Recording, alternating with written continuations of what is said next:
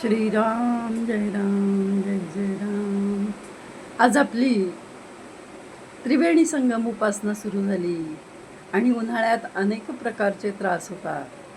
डोळ्यांची जळजळ, डोळ्यांना त्रास होतो, डोळे तळावतात. यासाठी नेत्रस्तोत्र आहे, चक्षुस्तोत्र आणि त्याचबरोबर सर्व रोग निवारणार्थ आपण विष्णू षोडश नाम बघतोय. ते विष्णू षोडश नामाचे शब्द तरी काय आहेत ते तुमच्यापर्यंत पोचावेत.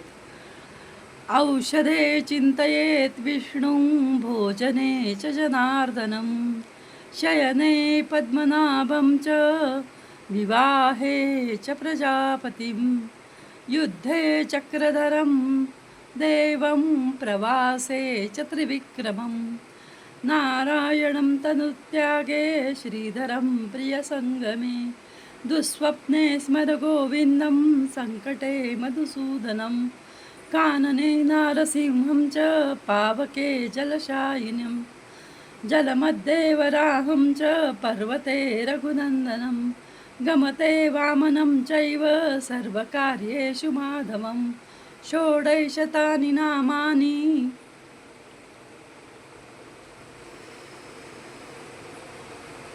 प्रातरुत्थाय यः पठेत् सर्वपापविनिर्मुक्तो विष्णुलोके महीयते इति विष्णू षोडशनाम स्तोत्र संपूर्णं. असं हे स्तोत्र आपण 7 वेळा ऐवजी 7 एकाने 3 एकाने 4 करण्यापेक्षा आम्ही हे 8 वेळा म्हटलेलं आहे. त्याचबरोबर चक्षुस्तोत्र 8 वेळा म्हटलेलं आहे. आणि जो मंत्र आहे तो सर्व ग्रहांना शांत करणारा आहे.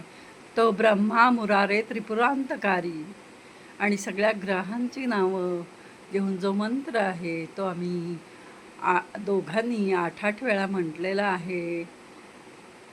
दोघांनी 4-4 वेळा म्हटलेला आहे, असा 8 वेळा म्हटलेला आहे. त्यामुळं प्रत्येक उपासना ही 8 वेळा झालेली आहे. आणि आपली हनुमान चालिसा 3 दिवस हनुमान चालिसा 12 वेळा, कारण तोही 11 वेळा म्हटलं तर कुणी 5 वेळा आणि कुणी 6 वेळा म्हणायचं. असं करण्यापेक्षा आम्ही समसमानच त्याचं विभागणी केली आहे. 2 जातकांसाठी दत्तबाबांनी झालेली आहे आणि आपल्या चैत्रगौर या निमित्ताने आपण ललिता सहस्त्रनाम, अन्नपूर्ण स्तोत्र, नवारण मंत्र करतोय. तोही आपला पूर्ण झालेला आहे. आज बुधवार विशेष आपले व्यंकटेश स्तोत्र, विश्वकर्मा आणि कुबेर चालिसा याही उपासना आपल्या झालेल्या आहेत. करता करविता भगवंत, करता करविता भगवंत.